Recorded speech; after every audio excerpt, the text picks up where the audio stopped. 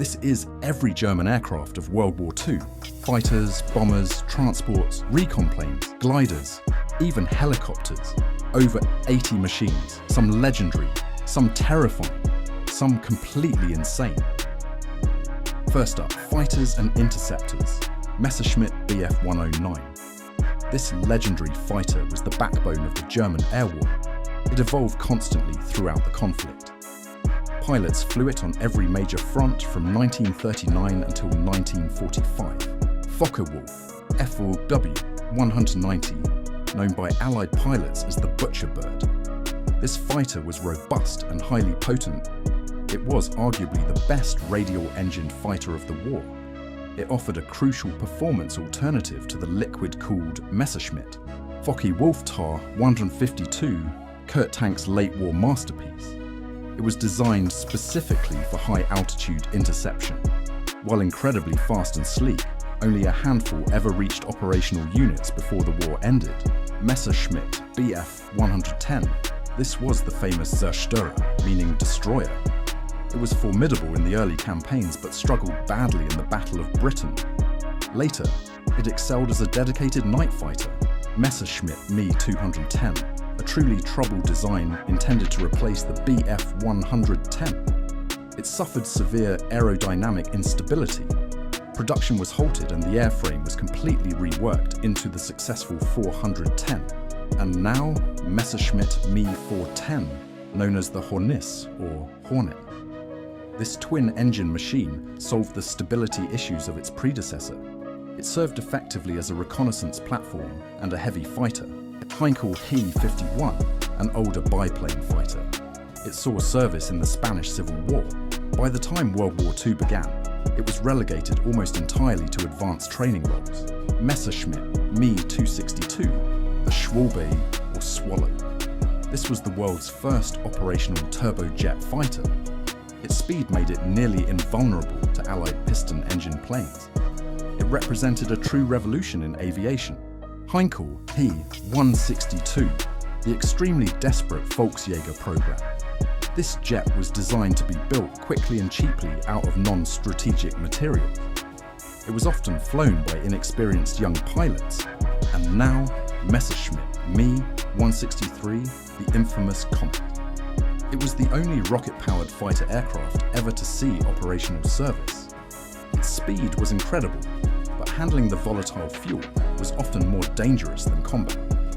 Bar 349, a radical concept known as the Natter or Adder. This was a vertical takeoff rocket interceptor. It was intended for a short burst, almost suicidal defense against bomber formations. Now this is the Heinkel He-219, known as the Uhu or Owl. This was arguably the most effective dedicated night fighter in the Luftwaffe. It was the first German aircraft fitted with ejector seats, Dornier Do 335, the extraordinary Pfeil or Arrow. This heavy fighter had a unique push-pull engine configuration. It was incredibly fast, holding the distinction as the fastest piston-engined aircraft ever built by Germany. Next up, bombers and attack aircraft. Junkers Ju-87, the notorious Stuka dive bomber. Its terrifying Jericho trumpet siren was a sound of fear during the Blitzkrieg campaigns. It proved highly vulnerable without air superiority.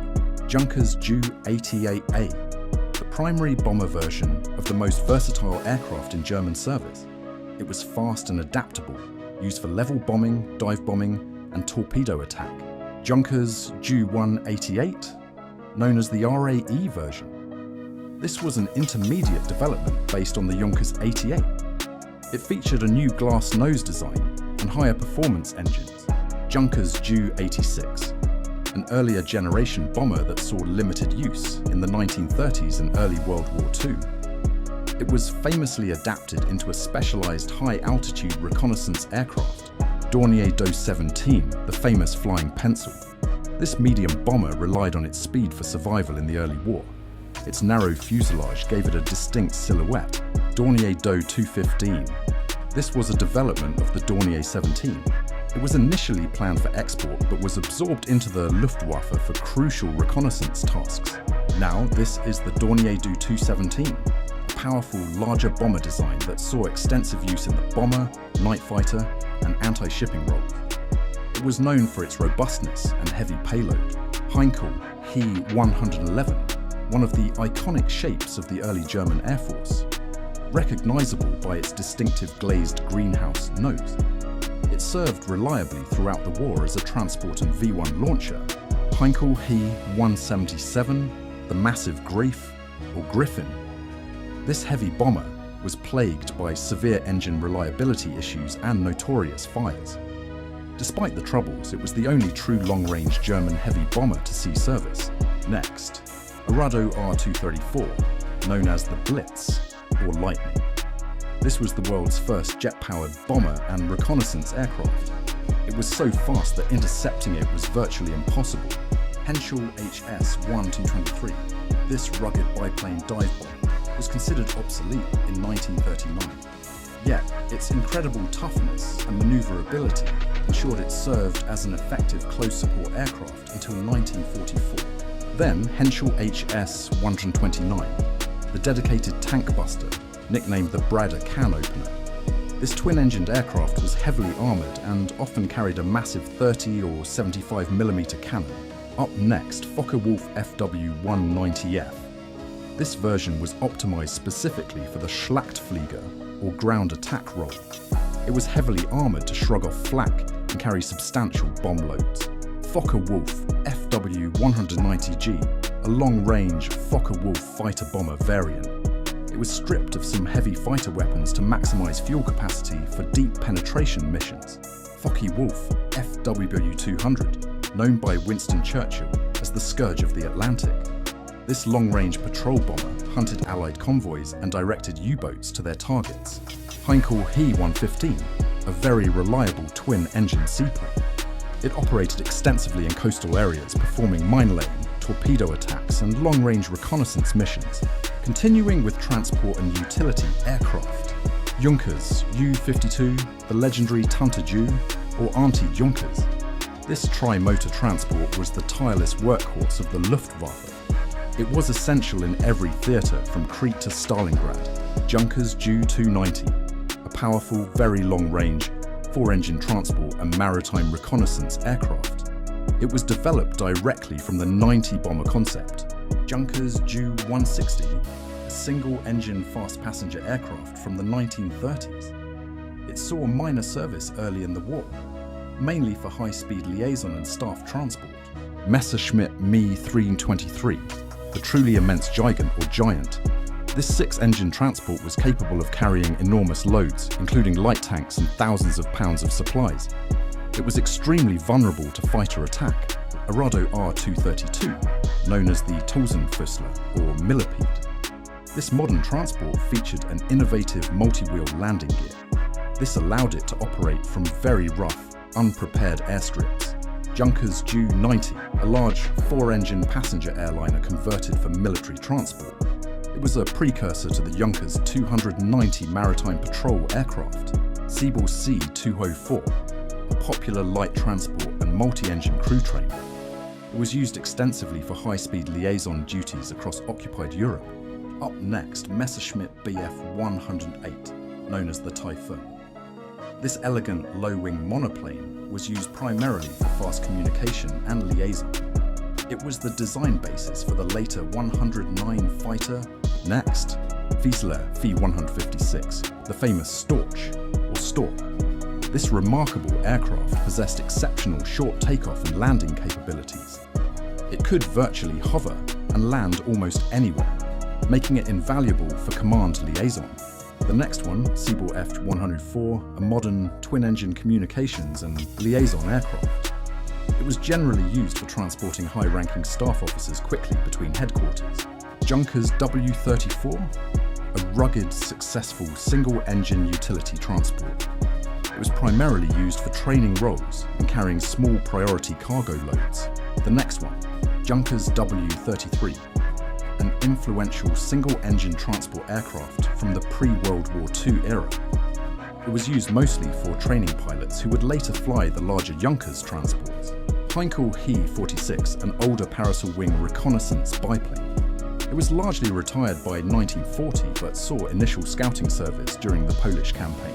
Clem KL-31, one of a series of light civilian aircraft that were militarized for basic communications and liaison duties during the war. And now, Clem KL-32. This was a highly successful, slightly larger three-seater version of the Clem family. It was prized for its high performance for a light wooden aircraft. Clem KL-36, a four-seat light touring aircraft designed for racing. In military service, it filled light communications and fast transport roles. Continuing with reconnaissance and maritime aircraft, Focke-Wulf FW-189, the outstanding reconnaissance aircraft known as the Flying Eye. Its twin-boom, glass-intensive design gave the crew an exceptional field of view for battlefield observation. Henschel HS-126, a high-wing monoplane initially used for tactical observation and short-range reconnaissance. It was gradually replaced by the Focke-Wulf 189, Arado R234B Recon. This was the dedicated reconnaissance version of the jet bomber. Its incredible speed allowed it to photograph Allied preparations over Britain without risk of interception. Heinkel He-70, the Blitz, or Lightning. This aircraft was famed for its speed as a fast civilian mail plane. In military service, it was adapted for reconnaissance and liaison. Now this is the Dornier Do-17P, a specific version of the flying pencil optimized for long-range photo reconnaissance. It was fitted with special cameras and extra fuel tanks. Blohm & Voss BV-138, known unofficially as the Flying Shoe due to its unique shape. This sturdy tri-motor flying boat was vital for long-range maritime patrol and reconnaissance over the Atlantic. Next, Blohm & Voss BV-222, the Colossal Viking or Viking. This was one of the largest flying boats built during World War II. It served almost exclusively as a long-range maritime transport aircraft. Dornier Do-24, a very effective tri-motor flying boat renowned for its excellent seakeeping capability.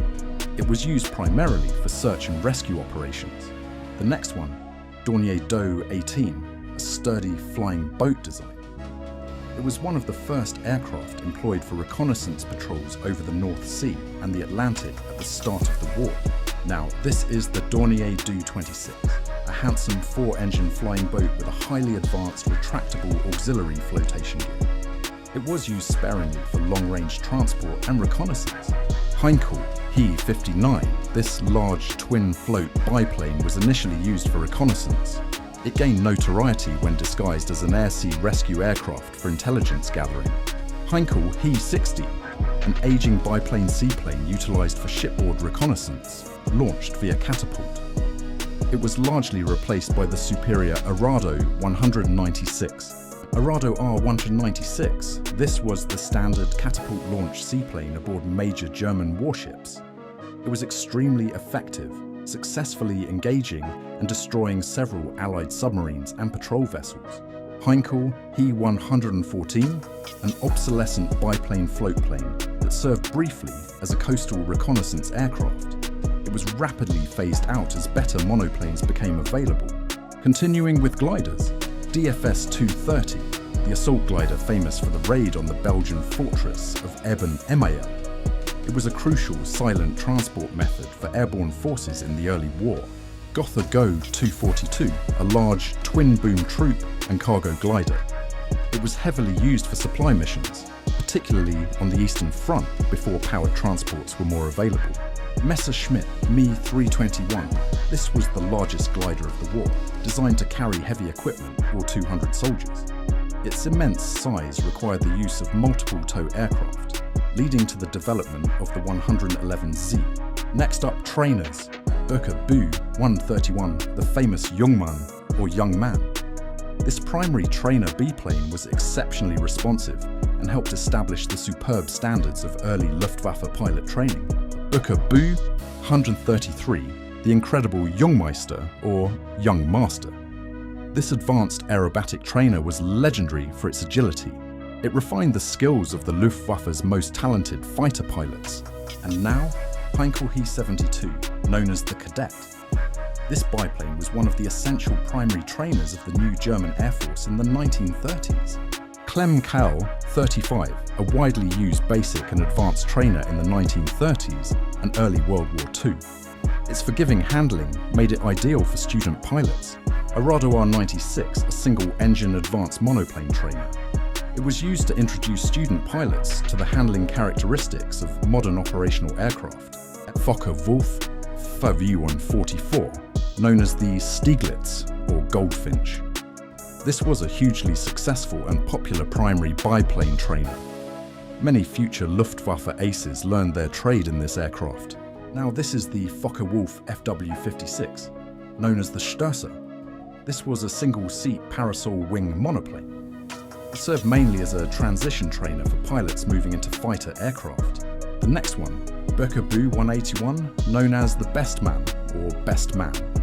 This low-wing trainer was intended to teach pilots the characteristics of modern monoplane fighters. A Radoar 76, a small single-seat parasol wing monoplane designed as both a fighter trainer and, potentially, an emergency defensive fighter. Then, Gotha Go 145, a basic, robust two-seater biplane trainer. Like many older trainers, it saw late war service as a night attack aircraft, dropping small bombs on the Eastern Front. A Radoar 66, a venerable biplane trainer. Despite its age, it was surprisingly utilized as a light night nuisance bomber on the Eastern Front, harassing Soviet ground troops. Focke-Wulf FW-58, a popular twin-engine aircraft used widely for crew training, light transport, and air ambulance roles. Its versatility made it a valuable utility machine. Siebel C-202, a light civilian two-seater aircraft pressed into service for initial flight screening and basic training roles during the war. Finally, we have helicopters and autogyros. Focke Aeschylus FA-223, the Drache or Dragon. This was a pioneering twin-rotor transport helicopter. It was built in small numbers and demonstrated impressive lifting capability. Flettner FL-282, known as the Colibri or Hummingbird. This was a groundbreaking reconnaissance helicopter utilizing the Flettner synchronized rotor system. It was deployed on warships for observation. Focke Aeschylus FA-330, this highly unusual design was a small, collapsible rotary wing kite. It was deployed by U-boats to provide much-needed aerial observation while surfaced far out in the Atlantic.